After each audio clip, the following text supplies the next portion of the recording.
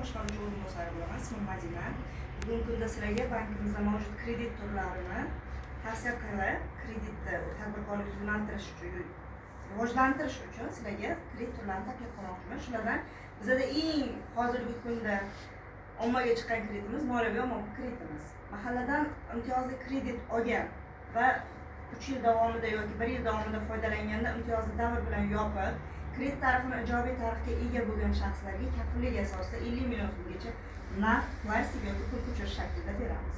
6 oy imtiyozli davr bo'ladi. Ayollarga bu yerda 24%, erkaklarga 25% ajratiladi kreditimiz. Kreditdan foydalaning, to'g'ri kelsa, masalan, kafilligingizni taqdim qilsangiz, hujjatlaringizni tekshirib, sporing jarayonidan o'tgandan keyin kreditingizni ajratib beramiz.